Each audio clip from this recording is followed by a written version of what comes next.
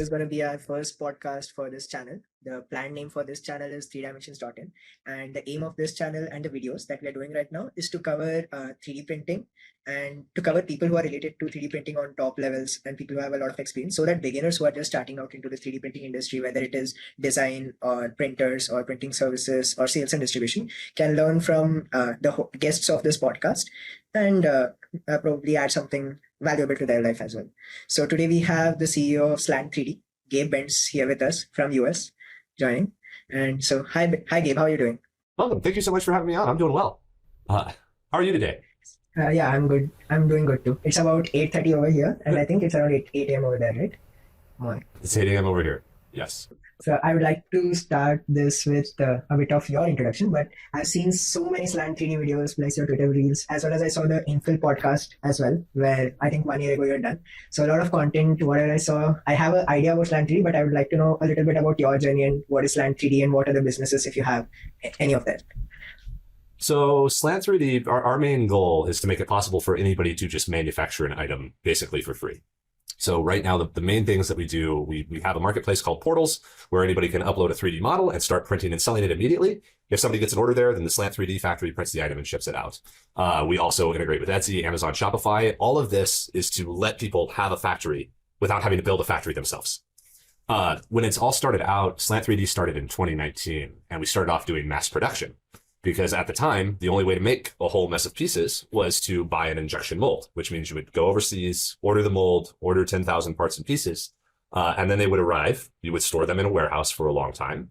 And then you hope that someone would buy them and you could actually get them sold and sold off to folks. So it was really, really high risk because you would spend tens of thousands of dollars and maybe you would sell something. So what we wanted to do was build a system where you could sell one thing and be profitable immediately without having to build a whole factory and system to get it done. So that's what we work towards. Yeah. So now you told us a little bit about Portals. So like Portals being the on-demand and anybody who wants to drop ship or a designer can do this. So I think Portals is just one vertical under Slant 3D. Can you tell us a little bit about Slant 3D and if you have any other business verticals also, a little bit more about that? So with Slant 3D, we just do 3D printing. But there's pieces on top of that. So we have Portals, which is a marketplace where anybody can upload a model and start selling, and we print and ship the items for you. There is Teleport, which plugs into an Etsy store, an eBay store, an Amazon store, any sort of marketplace, so that when you get an order, we will print it and ship it for you. And then there's other parts of the business too, like the content and YouTube channel, and then we make filament and that kind of stuff. But those are really separate from the stuff that we do and are really meant to help like the core parts of the business. Almost everything that we do is Teleport and Portals, because it's just really useful to have a giant print farm in the United States printing and shipping orders for you. That's really cool. So next question I would like to ask is, why a 3D printing farm instead of an injection molding setup? So the 3D printing is more valuable than injection molding because you have a lot more flexibility, because you don't have to change out or build a new mold each time if you want to change the product or make an entirely new product. But also just lower cost and lower risk. Because in order to use a mold, you have to spend a large amount of cash and money right up front to buy the mold, and then you get your first part. Whereas with printing, you just buy the first part. Makes sense. Cool. So you have about how many printers are in a 3D printing farm that you're currently in? So our main print farm here, the Mega Farm, is spec'd out for 3,000 machines. And we're working on building some more of those. Okay. How many did you mention? 3,000. 3,000. Oh, that's pretty big. Is your printing farm one of the, I think, is it the biggest one in the United States? I don't know. We're certainly one of the biggest, but there's other print farms around. There's a company called Gantry that makes lamps. They have a whole bunch of 3D printers. There's a company called Wiglets, which makes fidget toys, millions of fidget toys. And they have 1,000 or 3,000 machines also. So there's more print farms of this size coming up. That's cool. I think Wiglets has all Bamboo Lab printers, and in your few of the videos, I've noticed Flash Force printers. I don't know, one of the aisles that you were making videos in, it had Flash Force printers. So could you tell us a little bit about the printers that you use? Do you build them or do you, customize them? So we most certainly customize any third-party machine we ever use because there's no consumer machine that's generally a desktop size machine should really be used in a print farm off the shelf, because a consumer machine is designed to be used for 18 months and then burn out and a new one be purchased. And you can't build a factory that way, because if you buy 1,000 of those, your entire factory needs to be replaced every 18 to 24 months. So buying consumer machines for a large print factory generally isn't a very good idea. We work on our own machinery as much as we possibly can in order to make sure that we have machines that can run for 5 years, 24/7 continuously. Plus, in order to design a machine for a print farm, there's different requirements for it than if you're designing it for being used in a garage or a home or by a hobbyist. So there's just different goals when creating that kind of a machine. So we try to design and use our own machines that are designed explicitly for being in a print farm. Okay, that's really cool. What generally by customization, could you tell 2, 3 things that you add? I think like auto ejector is one of your features that you add to your machine, and no screens as well. I think you had mentioned that in the infill podcast. Could you tell us a little bit about that as well? Like which features are required in 3D printing farm? So for a print farm, you need something that is very reliable, has a really long lifespan, and just good quality, of course. To make something really reliable and really long lifespan, you want to make it very simple, which means that you don't want any components that do not need to be there. So you had mentioned the screen. Yes, we try to eliminate screens on our machines because when a technician is collecting parts from the farm, they are scanning the machine and then you see the part that it is printing and what the order it goes with. So if you have a screen here in your hand, why do you need a screen on the machine, on every one of those machines? So delete that part and the machine becomes more affordable to make and has fewer things that can break on it. So yes, you just make the machine more and more simple. Our machines are not complex devices. If you are creating a 3D printer, you only need 3 axes of actuation. So 3 motors maximum inside of it. If there are 4 motors, you have a really bad engineer who doesn't know how to do their job. So just simplifying it down as far as you possibly can to make something that's really bare bones, but very, very reliable. That's cool. How many years did it take to build a 3D printing farm of about 3,000 in size? Like when you started off with, how many printers did you add and how often did you keep adding printers? Was it based on orders or did you think 3D printing on demand is going to be the future and you did bulk customizations? How did it work out? Like how did you do it? So we were a bootstrapped company for the first 4 or 5 years of the company. The way Slant 3D got started is it was a project inside of another company. So a company called Slant Concepts was a product design firm, and we had created a series of 3D printed robot arms, the kits and toys that had to be 3D printed. Those became very popular, and we ended up building a small print farm, well, a fairly large print farm, a few hundred machines to produce those arms and kits. So that time also you had your own printers, or was it consumer printers? It was in between at that point. We were starting to design our own, but we were still using a lot of off-the-shelf kind of componentry and some kits. So yeah, at that time it was in between. But as we were building out that print farm, we realized print farms are really poorly made and printers are really poorly made. So we made the decision to start building our own machines and recognize that the print farm could be useful to a lot of other people. So we went ahead and spun off Slant 3D as a separate company, and I came over to run it full time. And then we started growing Slant 3D. And from there, it was like, yes, as money came in, we would buy more machines and build more machines. So it was a very gradual growth. This last year, we closed our first venture funding round to where now we start building out kind of the head of where the demand is a little bit. But I'm still very careful about making sure that we don't overreach because manufacturing is very slow. And it's not like a technology startup where you will have 10,000 new users tomorrow. It ramps up over time. So if you can get yourself in trouble very quickly if you try to build in front of demand by a long way. That's cool. That's nice. You got venture fund. So you took investment only last year for the scale. Yes. That's nice. Okay. So now I would also like to, this is a little bit of, this question even I had in mind. So I wanted to ask this to you from a long time. I don't know if it will be relatable or is it like a big question to you. So now you're aware about MakerWorld and printables, right? Prusa and Bamboo's Yes. The 3D repositories product. So how I came across Slant 3D was, now let's say if I don't have a 3D printer, but I like the design very much. So now I'm going to find the 3D design. Let's say on MakerWorld printables, get the license if they have a license. If not, find it on Cults or Thanks and then give you the design link on portals and then I can order it. Tomorrow, what if Bamboo thinks, okay, I'll add this feature under my design section. So what if MakerWorld has a, like, let's say there is a 3D model already there. So under that, it has a print and send. So similarly, how designers upload their designs. If anybody with a Bamboo printer can onboard over this and offer this as a service. What do you think about this as competing with portals? Do you think this could compete with portals? No. The reason being, if MakerWorld became a marketplace where you could buy the prints, they would never have any customers buy the prints. This is already being done by Things. Things has the ability to buy actual prints of the items, but it's not used because the people who visit the Things website are there for models. They are not there for 3D prints. Now, the reason Bamboo also won't use their swarm, all of their machines that are out there in the world, as a giant print farm all at once, is because it is impossible to maintain quality in that way. because even though everybody has the same machine, they may not post-process it the same way. They may not pack it in the same kind of a box, or they may not ship it on time. There is no way to crowdsource manufacturing. It's been tried. There was a company called 3D Hubs that tried to crowdsource 3D printers back in 2016 to like 2018, and they went bankrupt, and they had to turn into a different company, and had to basically go into machining. But it just doesn't work, because in order to make a really good quality product consistently and continuously, you need a factory around the machine. The machine is only one step in the entire process. And then after that, you have QC, packing, shipping, all this other stuff. So when you crowdsource it, there's no way for each one of those individual print farms or individual printers to do it exactly the same as everybody else. So you just lose quality so quickly. There might be value to it someday, but like in the world we live in right now, I don't think so. I think it's necessary to have a print farm. Plus, if they wanted to compete with us, each one of those individual guys with 3D printers has to buy filament at like a retail pricing. But we buy filament by the pallet. So if we were really competing right down to the wire, we're at the very least exactly the same as them, but then cheaper. So it's just, we end up winning in that regard too. That actually makes sense. So the reasons, like you mentioned, is one is the decentralization, because Slant 3D is centralized, so you can maintain quality. Again, is the pricing they cannot compete on, because you mentioned retail versus wholesale. And plus, I think the time, turnaround time, machine breakdown, quality of the print, and all of the expertise that is required. That makes sense. Again, one more follow-up question about portals.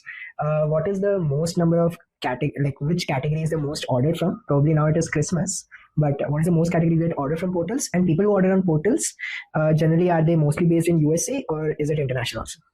It's very split, because international sellers love using portals in our print farm, because you get to deliver stuff to the United States without paying import fees or shipping costs and delays. So rather than an item taking 1 to 2 weeks to arrive and being expensive for the customer to ship to them, you have it run through portals and it costs domestic shipping prices to arrive and arrives in a couple of days. So it's just cheaper and faster. So someone who is based in India or the EU or Australia, they can have items delivered in the USA in a couple of days, as if they were there. They get to have a factory in the US. So there's a lot of international users. We have people in the States use it too, but it's not as clearly beneficial there. They're like, yeah, I have a print farm, you have a print farm. Do I not want to run a print farm? Because the main reason to use us is that you're really tired of refilling 10 machines in your garage or your business or something like that, and just want to outsource it so that you can focus on design and marketing, because those are the things that really grow your business. And then we take care of all the manufacturing and the logistics. That's cool. And again, what is the category that is most ordered on portals? Is it like, is there a category like fidget toys type of thing? Let's see here. Cookie cutters. Cookie cutters. Make cookie cutters. That's one of the top selling categories.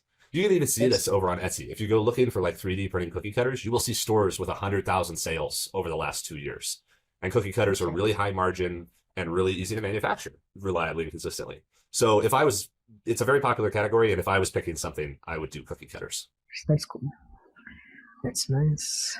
So I think I've got a good idea of portals. The questions I asked, which I did not find answers to on your YouTube shorts, is what I've covered over here. After portals, about Slant 3D. So now that you mentioned, cost goes down for 3D printing, because rather than buying a printer, maintaining it, I would just go and design and order it from a printing firm.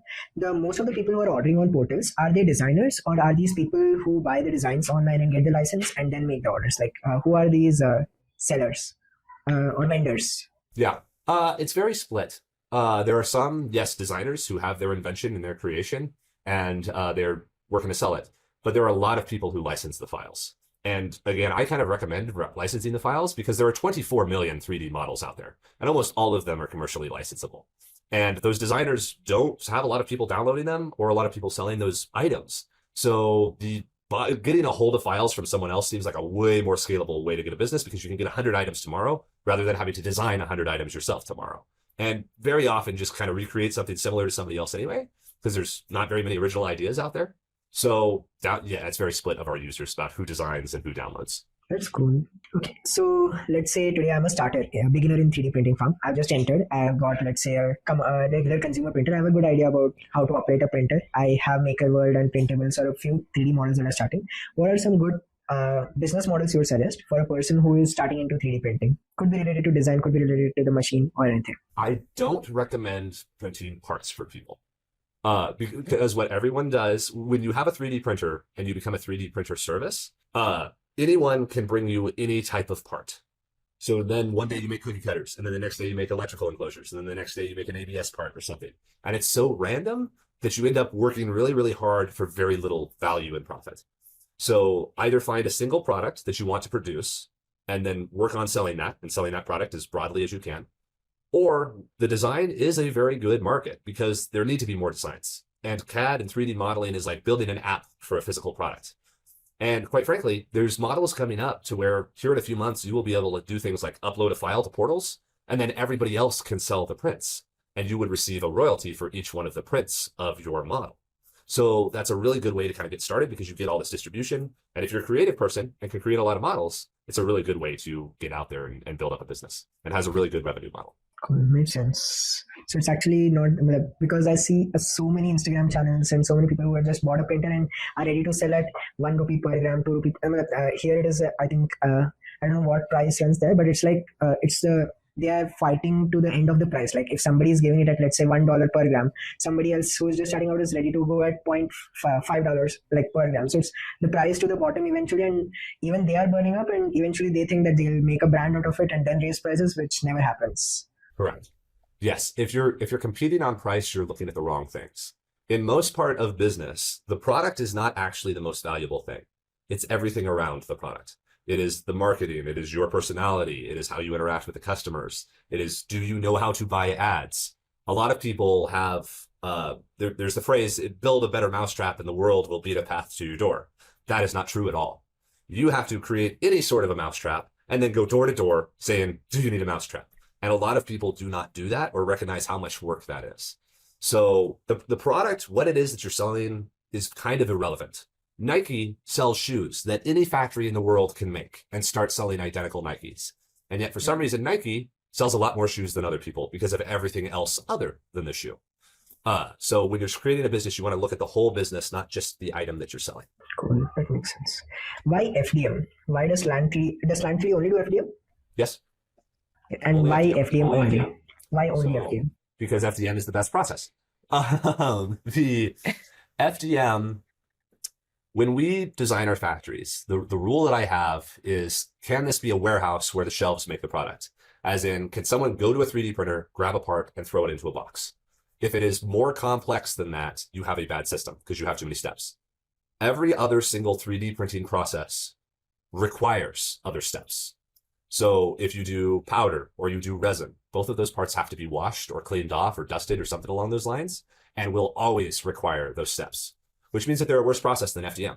Because FDM might have support, but if the part is designed correctly, you can pull a part from an FDM machine and throw it right into a box and go out the door, which means you can build a warehouse where the shelves make the product. FDM also is not dangerous. It doesn't have emissions from toxic chemicals or powders that you can inhale or anything else. It's a very, very clean process. So it's, again, safe to have in a warehouse. I could plug one of our print farms into an Amazon fulfillment center, and it would look no different than the shelves that are sitting there. It's just the items show up on the shelves. So FDM is just a better way of making stuff. And since FDM uses the injection molding supply chain for all of its plastic, it already has scale. Whereas if I need to order a train load of plastic tomorrow, I can get a train load of plastic to run a print farm. But if I was running a resin print farm, I cannot order a train load of resin. It just simply doesn't exist or is not manufactured in large enough quantities. So FDM is kind of required, but also is the best way of doing stuff. Okay, yeah, that definitely makes sense, because I thought a lot of people who start in FDM then go towards making they add up resin to their portfolio and then they add up metal and powder, etc. So staying FDM was a big decision for you. It was a big decision. It also keeps us super focused, because if you have two processes in the organization, you're only half good at each one of them. So one more question that I have is, what is the next 2-year plan of Slant 3D? Like Portals was your recent, I think 1 or 2 year ago launch, right? And I was just sitting with a paper and I was thinking of every 3D printing business like 3D printing business models that I can come up with. That's when print on demand makes sense, and that's when I came across like the Portals and the teleport. So this is you are one of the first people I think who are able to successfully do it on scale, because Portals, one thing is it is super easy to onboard and super fast to just click upload and see the price. So that one you're solved. What do you think is the next 2-year plan of Slant 3D, and what's going to be coming out? So Portals wasn't even a 1-year project. Teleport and Portals were built in months of each other. So we ship very, very fast. 2 years, we'll definitely continue to add more machines and more print farms because the value to our customers right now is being closer to their customers. So if we can have a print farm in every major city or every major continent, that means that international shipping completely disappears, which is really valuable to all of our customers. So that if you upload an item to portals, you now have international distribution tomorrow without having to ship anything anywhere. That's super valuable, but also just continuing to be faster. So right now it takes somewhere between 1 to 3 days on average for a part to go out the door. We want that to be 1 day, to where a part is out as fast as it ships from an Amazon warehouse. That way customers never notice that the item was 3D printed. They couldn't tell if it was pulled from a shelf or manufactured the day before. So continuing to be faster and faster, but mainly just taking care of our existing customers and continuing to grow the way they are. Portals and teleport were very fundamental creations, and we'll continue to improve them. But like they are a giant leap forward in how stuff was done, because before portals, you had to create a website and then build a print farm and then design some items and then start selling, and maybe you would sell. It was a lot of effort. And now it's like create an item, upload it to portals, and now you have a factory and distribution and a selling channel and a website all in one for free. So taking something that costs $10,000 and make it free. That was what we did with portals. It's tough to get much better than free. So we've taken that pretty darn far, and now it's just continuing to grow it and make sure that we do a good job. What is the occupancy rate of Slant 3D machines? Like if you have 3,000 printers at any given general time, how many printers are mostly occupied? Oh, I can't give up the exact number. But print farms are a lot like data centers. Data centers, most of the time, the internet has nothing going on. There's not a lot of traffic on it. So data centers have a fairly low utilization rate on the off chance, but then they will have giant spikes where every single human is on the internet watching the same video, and they have to be available for that. So we design our print farms for those spikes, because if someone goes viral on TikTok tomorrow and we have to ship 1,000 parts or 10,000 parts in a day, we have to be able to do that. So we design for this very upper peak spike, which means that the rest of the time you kind of have a lower utilization across the farm. But in order to compensate for that, we have mass production clients who might order 100,000 or 1,000,000 parts and that kind of stuff. And we insert them in the off time and turn them off when there's spikes. Okay, so anybody who wants to build a 3D printing farm today, I don't know what you consider quantity for a farm. Like I think 3D printing garden is something around 30 printers, but any 2 tips that you would like to give them or 2 mistakes that they shouldn't make while building a 3D printing farm? Don't get different machines. Get all the same machine. That's the easy one that will make your life easier. But also decide if you want the print farm, because it's not required to build a print farm anymore. And if you do build a print farm, you are giving yourself a job, because those machines need fed and refilled and maintained and taken care of, and the parts taken off and the boxes packed and everything else. So if you're building a print farm, you are giving yourself a job in addition to however you were working before. So make the decision of if you want that job. And be sure that you're aware of that, because it's really funny, because I see people who have built a print farm and they're just sick of it, because they're just like, now it runs me and I'm just a freaking meat sack that pulls off the parts each day and keeps them running, but I don't want to be doing this. Like, I thought it was fun. It was a hobby. It was growing. It was making some money, but now it's just a job. And they're like, it's not a job that's very much fun. So decide if you want that. Cool. That makes sense. So that is what I've run out of the questions, because rest all that I want to ask is already on YouTube.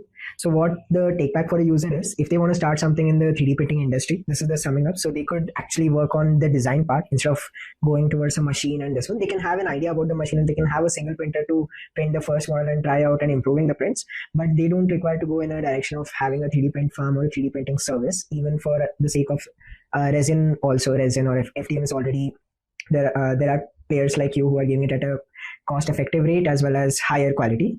So design is the best opportunity to go for in the 3D printing industry, as and when, because the layer lines are getting improved and the production quality is improving.